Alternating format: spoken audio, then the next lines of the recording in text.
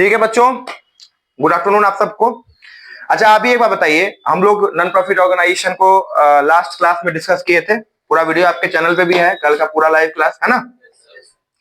तो मुझे एक बात बताइए कि कल हम लोग नॉन प्रॉफिट ऑर्गेनाइजेशन में बहुत सारा कुछ थियोरेटिकली सीखे थे, राइट। थियोरेटिकली हम लोगों ने बहुत कुछ सीख लिया था और फाइनल अकाउंट जो हम लोग पढ़े हैं उससे थोड़ा सा इस चैप्टर में हम लोगों को ज्यादा दिमाग लगाना पड़ेगा, क्योंकि ये थोड़ा ज्यादा पेचीदा है। क्या है? It is more typical than final accounts. लगभग लगभग सारा कॉन्सेप्ट फाइनल अकाउंट वाला ही आपको फॉलो करना पड़ेगा।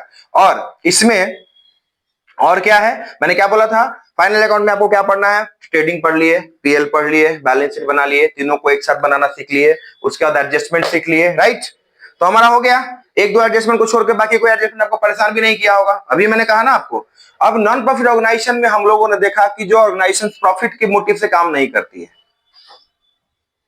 आपने देखा होगा जितना भी बड़े बड़े बिजनेसमैन हैं, जितने भी बड़े बड़े बिजनेसमैन हैं, उनका कॉलेज है, स्कूल है, हॉस्पिटल है ना। आप लोगों ने कभी गौर किया है? जब मैं भी 11 12th में था तो मैंने गौर नहीं किया था इस चीज पे। मुझे लगता था कि वो भी बिजनेस ऑर्गेनाइजेशन है। क्या है? लेकिन बाद में पता चला कि कोई मंत्री हमारे शहर का है, या हमारे शहर का कोई विधायक या एमपी है, उसका ये हॉस्पिटल है, उसका ये स्कूल है, उसका ये क्लब है। ठीक है, इस तरह से चीजें होती हैं। तो वो व्हाइट मनी को, ब्लैक को व्हाइट करने का एक बहुत अच्छा जरिया है नॉन प्रॉफिट ऑर्गेनाइजेशन। सिर्फ आपको सिखाना मेरा काम नहीं है, आपको नेगेटिविटी पॉजिटिविटी दोनों के बारे में अवगत कराना मेरा काम है और टीचर्स का काम है। ठीक है, आप पहले से ही जान जाइए कि आपके पास अगर अथाह पैसा होगा तो फिर आप क्या करेंगे, उसका उपाय आपको पता होना चाहिए। और जब सीए बनेंगे, आपको क्या बताया गया था ना, मोदी जी ने क्या कहा था कि मेरे सिग्नेचर से ज्यादा एक चार्टर्ड अकाउंटेंट के सिग्नेचर का वैल्यू होता है। सीए डे पे उन्होंने कहा था, चार्टर्ड अकाउंटेंट्स का डे था, उस दिन कहा था। तो मुझे लगता है कि आप लोगों में से भी कुछ लोग करेंगे, तो आप लोगों को ऐसा झोल पटोस जो है वो क्लियर करना पड़ेगा और आना चाहिए ना क्लियर करना। और शुरुआत अभी से ही होगी, 12th से ही होगी ना। तो आपको हैंडल करना आना चाहिए और फाइनेंस को मैनेज करना आना चाहिए और फाइनेंस को सही जगह से उठा के गलत जगह, गलत जगह से उठा के सही जगह कैसे रखना है वो आपको आना चाहिए। ठीक है, समझ रहे हैं ना बात। चलिए, कहा जाता है कि 2-3 लोगों से कभी झूठ नहीं बोलना चाहिए। वकील से, सीए से, और किससे रे, एक आध को डॉक्टर से। आपको जो इंटरनल प्रॉब्लम है तो वो डॉक्टर से आप छुपाएंगे तो आपका इलाज हो जाएगा। वकील को आप केस के बारे में सारी जानकारियां नहीं देंगे तो वो झूठ को सच कैसे करेगा। और सीए को अगर आप अपने वास्तविक वेल्थ के बारे में नहीं बताएंगे तो सीए आपको कभी डिफेंड कर पाएगा? नहीं कर पाएगा। इसलिए कुछ लोगों से झूठ बोलना नहीं चाहिए। चलिए, अब इस चैप्टर में मैंने कल आपको बताया, लास्ट क्लास में बताया कि पहले हम लोग पढ़ेंगे रिसिप्ट एंड पेमेंट अकाउंट। कितने तरह के क्वेश्चन के नेचर है मैं आपको बता दूं, एक बार फिर से रिपीट करा दूं। नेचर ऑफ क्वेश्चन होगा, पहला होगा रिसिप्ट एंड पेमेंट अकाउंट। क्या होगा? उसके बाद सीधे हम लोग इनकम एक्सपेंडिचर पे नहीं चलेंगे, उसके बाद हमको बीच में बहुत सारा इंग्रेडिएंट्स को पढ़ना पड़ेगा। उसके बाद आपका आएगा calculation of subscription for the year. क्या? रिपीट विथ मी, लिख लीजिएगा बाद में। Calculation of subscription for the, एक आदमी जो फास्ट लिखते हैं वो लिखते चलेंगे भी, अच्छा रहेगा। दूसरा क्या है? तीसरा है फंड बेस्ड अकाउंटिंग। क्या है? उसके बाद चौथा होगा कंजम्पशन बेस्ड अकाउंटिंग, जिसमें कि आप कितना कंज्यूम कर पा रहे हैं। स्टॉक आया और ऑर्गेनाइजेशंस में कितना कंज्यूम हुआ, उसको बोलते हैं हम लोग consumption based accounting. Materials consumed, medicine consumed, ये सब जो है आपको हॉस्पिटल में मेडिसिन आता है ना, तो कितना का स्टॉक आया, कितना का स्टॉक पहले से था और कितना लास्ट में बचा हुआ है, इन तीनों से आप कंज्यूम निकाल सकते हैं। उसके बाद होगा कितने तरह का क्वेश्चन होगा, receipt and payment account, fund based, subscription, consumption based, 4 हो गया। पांचवा पढ़ेंगे हम लोग इनकम एक्सपेंडिचर। क्या पढ़ेंगे? Direct receipt and payment account से इनकम एक्सपेंडिचर अकाउंट पे नहीं जाने वाले हैं हम लोग। ठीक है, वो हो गया, इनकम एक्सपेंडिचर हो गया। उसके बाद आपका आएगा बैलेंस शीट। क्या आएगा? फिर हम लोग सॉल्व करेंगे बोर्ड क्वेश्चंस। तो कुल मिला के 5, 6, 7, 8 तरह का क्वेश्चन आपको इस चैप्टर में करना है। और देख लीजिए, पहले ही बता दे, टाइपोलॉजी को क्लियर नहीं करिएगा तो परेशानी होगी। टाइपोलॉजी ऑफ क्वेश्चन पे अभी से ही हथौड़ा मारना शुरू करिए। टाइपोलॉजी पे ध्यान रखिए। एक क्वेश्चन बनाने आ रहा है कि नहीं वो मैटर नहीं करता, उस टाइप का क्वेश्चन बनाने आ रहा है कि नहीं। आप उस टाइप के क्वेश्चन में फंस जा रहे हैं, आप उस टाइप के क्वेश्चन में फंस जा रहे हैं, तो वही टाइपोलॉजी होता है। क्या होता है? ठीक है, तो टाइपोलॉजी पे ध्यान देना है। अब मान लीजिए रिसिप्ट एंड पेमेंट अकाउंट, इस चैप्टर का सबसे आसान काम में से एक, सबसे आसान काम है इस चैप्टर का फंड बेस्ड और रिसिप्ट एंड पेमेंट अकाउंट। बाकी सब में थोड़ा बहुत आपको उतार चढ़ाव करना पड़ेगा और थोड़ा दिमाग लगाना पड़ेगा। ये सब एकदम स्मूथ है, ये स्टार्टिंग है और स्मूथ है। पहले समझिए ये क्या है, how can we just define it. ये क्या है, ये एक रियल अकाउंट है। क्या है बेटा, इट्स अ रियल अकाउंट। क्या है अब रियल अकाउंट का रूल क्या होता है, debit what comes in, credit what, जो आता है उसको और जो जाता है उसको। इसलिए देख लीजिए आप रिसिप्ट को कहां लिखे हुए हैं, बोलिए, और पेमेंट को बोलिए। बात समझ में आ रहा है? तो ये उल्टा नहीं दिख रहा आपको, नॉमिनल अकाउंट का अपोजिट है कि नहीं। नॉमिनल अकाउंट होता तो पेमेंट इधर होता, रिसिप्ट इधर होता। ये कौन सा अकाउंट है, दिमाग में बैठा लीजिए, ऑब्जेक्टिव क्वेश्चन आने का चांस रहता है। ठीक है, रिसिप्ट एंड पेमेंट अकाउंट क्या है, real account. Income expenditure account क्या है, नॉमिनल अकाउंट। दोनों में फर्क होता है। हजार मतलब अभी तक ये टेस्ट वेस्ट एग्जाम सब लेकर के कई बार पूछा हुआ है, दोनों में डिफरेंस खासकर पूछता है। रिसिप्ट एंड पेमेंट अकाउंट और इनकम एक्सपेंडिचर अकाउंट में डिफरेंस बताइए। ठीक है, जस्ट फोकस हियर। आगे उसके बाद क्या है, अब ये हो गया रियल अकाउंट, इसका डेफिनेशन समझिए।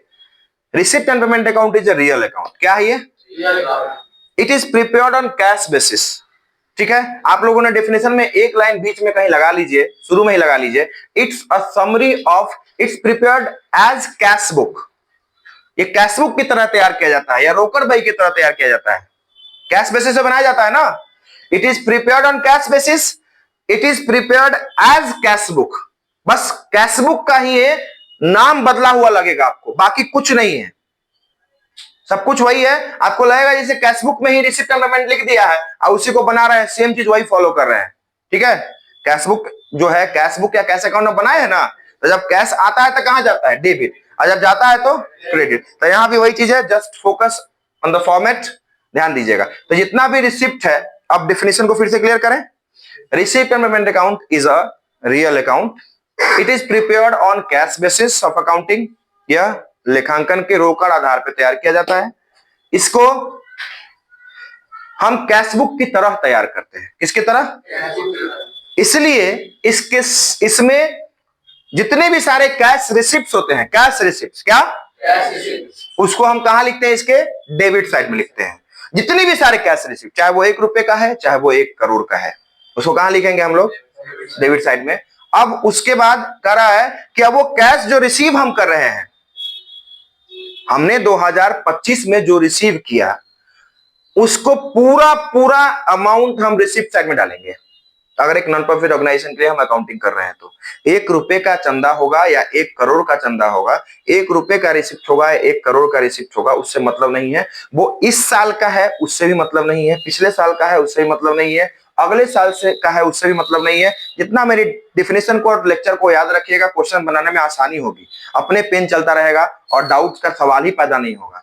मैं क्या बोल रहा हूं, जितना भी रिसीव करेंगे उस सब को रिसिप्ट में उठा कर डाल देंगे, जितना भी रिसीव करेंगे। अब वो 2028 का कोई पैसा हमको 26 में दे दिया है तो भी उसको यहां लिख देंगे। अब कैसे लिखेंगे वो बताएंगे बनाने से, अभी तो थ्योरी में बता रहे हैं, किस नाम से लिखेंगे, किस तरह से लिखेंगे वो हम बताएंगे। 2024 का पैसा किसी के यहां बाकी था, वो लाके 26 में दिया, उसको भी लिखेंगे। बात समझ में आया? और 26 का तो लिखवे करेंगे। ठीक है, बात समझ में आ रहा है? If 26 is the current year, और करेंट ईयर में हम अकाउंटिंग कर रहे हैं और पिछले 2 साल का पहले का या 5 साल पहले का, हम कहते हैं 10 साल पहले का पैसा भी अगर 26 में आया है तो उसको हम रिसिप्ट एंड पेमेंट अकाउंट के डेबिट साइड में लिख देंगे। मेरी बात समझ में आ रही है? Are you getting my points? अब वो तो हो गया मतलब ईयर के हिसाब से या पीरियड के हिसाब से। अब बात करते हैं कि वो किस नेचर का है। आप लोगों ने पढ़ा होगा क्लास 11th में एक चैप्टर है रेवेन्यू एंड कैपिटल, आयगत और पूंजीगत। चाहे वो पैसा पूंजीगत हो, चाहे वो पैसा आयगत हो, चाहे वो रेवेन्यू हो, चाहे वो कैपिटल हो, उसको कहां रखना है हमको, डेबिट साइड में। यहां जितना भी पैसा बिजनेस में हमने रिसीव किया है उस सब नॉन प्रॉफिट ऑर्गेनाइजेशन में जो भी पैसा रिसीव हुआ है उसको यहां लिख देंगे। ठीक है, 2 करके आइटम्स को एक एक करके लिख देंगे। ठीक है, अब उसमें शर्त है, शर्त इतना स्मूथ है जिसको आराम से याद रख सकते हैं। पैसा रिसीव हुआ है, क्वेश्चन में लिखा रहेगा, उसको सीधा उठा के कहां डाल देना है, रिसिप्ट साइड में। अब उसमें भी नहीं देखना है कि वो किस साल का है, कब का है, ये सिर्फ ये देखना है कि वो इस साल रिसीव हुआ है कि नहीं। अब 25 का पैसा 25 में रिसीव हुआ, उसको 26 में नहीं लिखेंगे, 26 में रिसीव हुआ है कि नहीं। जैसे मान लीजिए हम आज पढ़ा रहे हैं, ठीक है, अब आज कोई बच्चा 2 साल पहले का पढ़ा हुआ जिसके यहां मेरा कुछ पेमेंट रह गया था, वो आकर के हमको पैसा दे गया सपोज, तो उसको तो हम फरवरी के रिसिप्ट में लिखेंगे कि नहीं लिखेंगे, बोलो। रिसिप्ट तो 26 का है, लेकिन वो इनकम तो 24 का है, तो अभी हम इनकम एक्सपेंडिचर बना रहे हैं। ट्रेडिंग में दिक्कत हुआ था, पीएल में दिक्कत हुआ था, नहीं हुआ था, दोनों आसानी से सीख लिए थे। तो इस तरह से भरोसा रखिए, ये भी आपका आसान हो जाएगा, बहुत आसान हो जाएगा, ठीक है। अब पेमेंट पे आए, उसी तरह से जब सारा रिसिप्ट लिखा हुआ हो जाएगा, तो खाली पैसा लेके ही नॉन प्रॉफिट ऑर्गेनाइजेशन काम थोड़े करती है, चंदा उछलाता है। तो उसका अभी शिवरात्रि हुई है, जितने भी सारे मंदिर हैं, हजारों मंदिर हैं, सभी जगहों पर इक्का दुक्का हजारों मंदिरों की बात कर रहा हूं मैं। I am talking about the thousands of temples of Mahadev, है ना। तो उनके हजारों मंदिरों में एक के दो मंदिर ऐसा होगा जहां कोई इंडिविजुअल सारा काम करवाया होगा, मतलब बाकी सब जगह चंदा लेके हुआ होगा। एम आई राइट? चंदा लेके हुआ है तो चंदा जो आया उसको रिसिप्ट में लिख लिया। कोई चंदा दे दिया, कोई घी दे दिया, कोई भंडारा के लिए अनाज दे दिया, कोई सब्जी दे दिया, कोई बोला कि ठीक है हम हलवाई दे देते हैं, कोई बोला हम टेंट लगवा देते हैं, कोई बोला हम डेकोरेशन करवा देते हैं, ठीक है, सारा कुछ हो गया। तो वो सब हो गया। अब पेमेंट की बारी आएगी, ठीक है। या सब कुछ अगर चंदा लेके ही करना है तो फिर बाजा वाला को देंगे, लाइट वाला को देंगे, ठीक है, हलवाई को देंगे, पंडित जी पूजा कराएंगे उनको देंगे, सबका पेट चलता है ना। चंदा अगर नहीं, चंदा वसूल क्यों हुआ? क्योंकि उससे खर्च होगा, खर्च होगा तो जो लोग काम में जुड़ेंगे, लेबर वहां काम कर रहा है, मंदिर की सफाई कर रहा है, तो उसको तो उससे उसका घर चलेगा ना। पंडित जी वहां पूजा कराएंगे, आराधना कराएंगे, जागरण होगा, शाम होगा, तो उसमें जो मंडली आएगी उसको पैसा देना पड़ेगा ना, नहीं देंगे तो काम होगा। और उसके लिए पैसा कहां से? आम जनता से, मोहल्ला के लोगों से लिया गया है, तो उसी उद्देश्य से लिया गया है ना। तो जब मतलब इसी नॉन प्रॉफिट ऑर्गेनाइजेशन में जितना भी कैश पेमेंट होगा, cash payment, I am talking about what, उधार का तो इसमें जगह ही नहीं है, ध्यान रखना, उधार का जगह ही नहीं है, क्योंकि नामे है रिसिप्ट पेमेंट। जो पाए वो लिखेंगे और जो दिए, जबान दिए हुए किसी को कि तुमको 50,000 देंगे, नहीं दिए अभी तक, लिखवे नहीं करेंगे, सिर्फ पेमेंट वही लिखेंगे जो कर चुके हैं। क्या कर चुके हैं?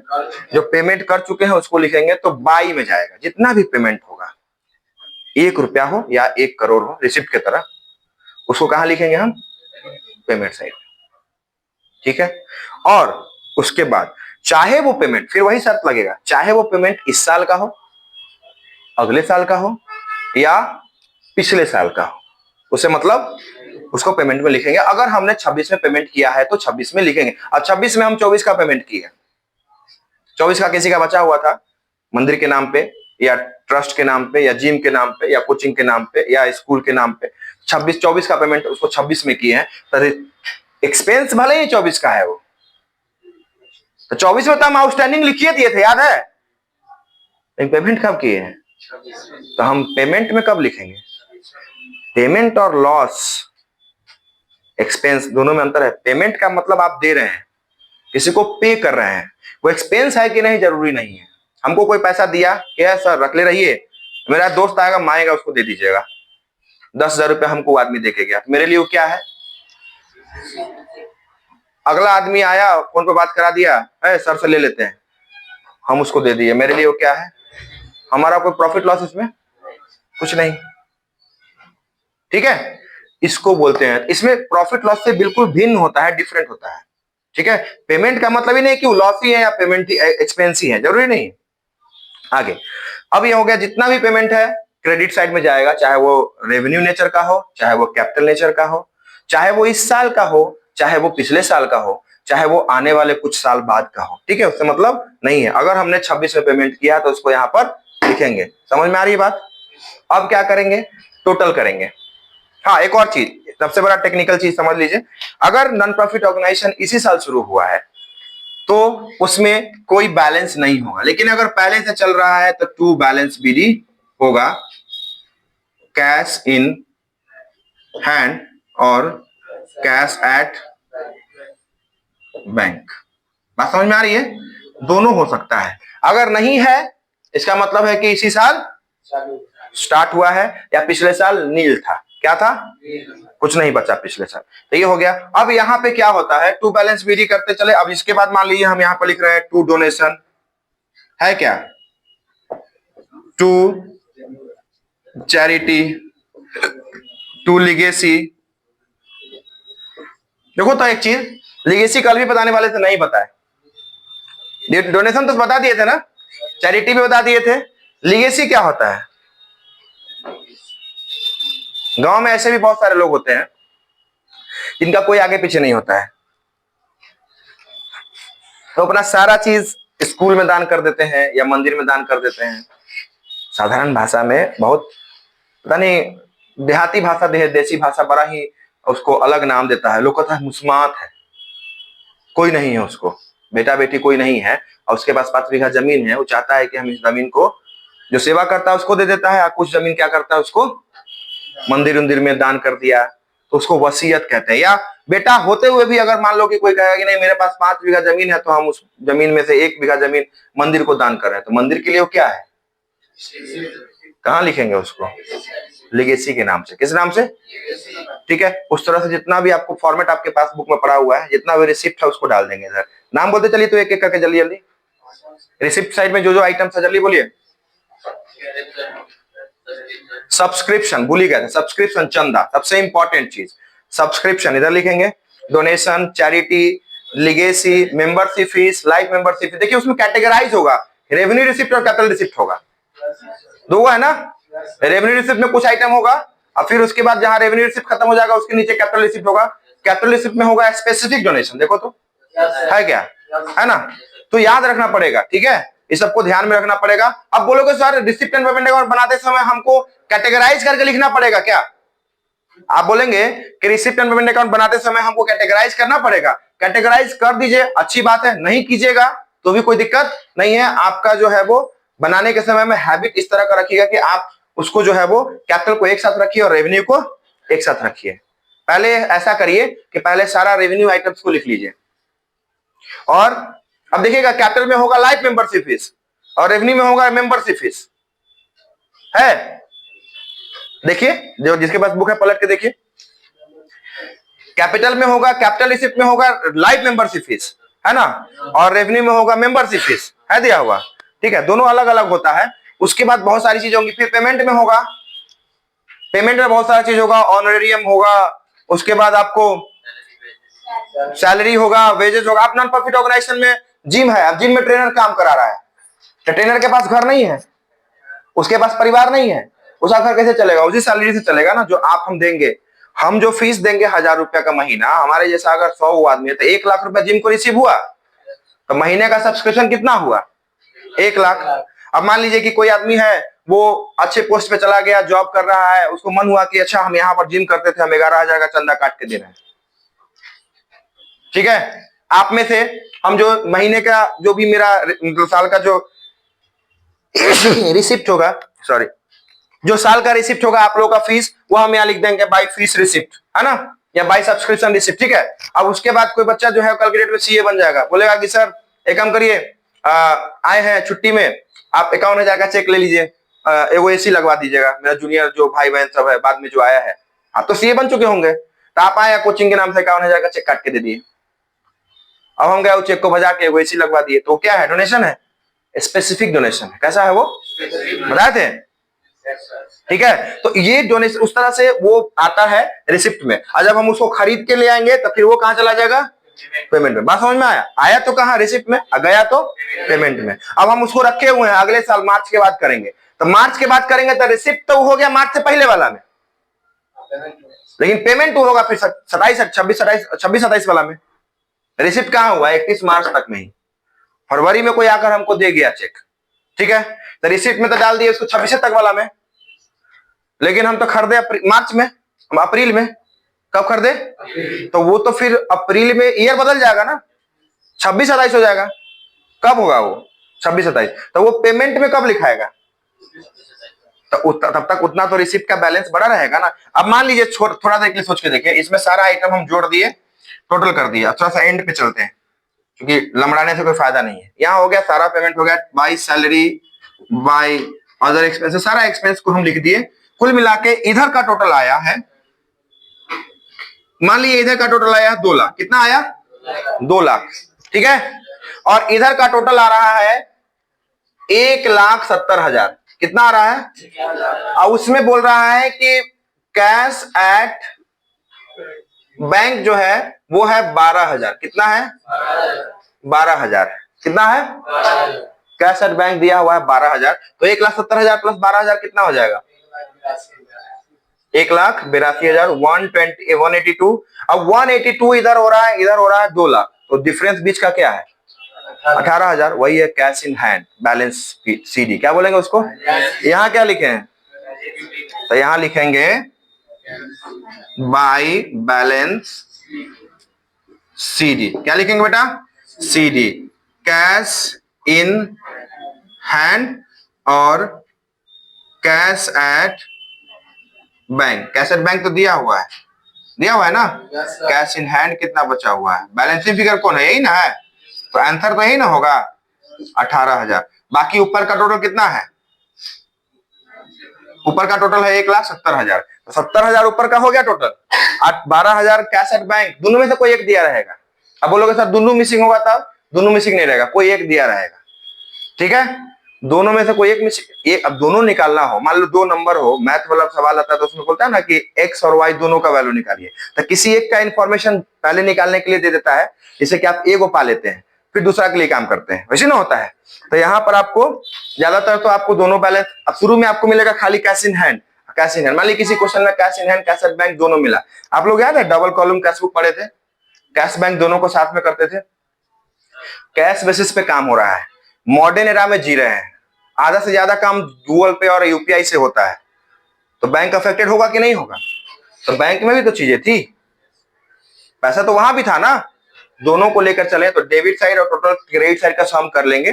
टोटल ऑफ डेबिट साइड ज्यादा है, टोटल ऑफ क्रेडिट साइड कम है, तो बैलेंस सीडी उधर गिरेगा। फिर वही बैलेंस सीडी कहां चला आएगा?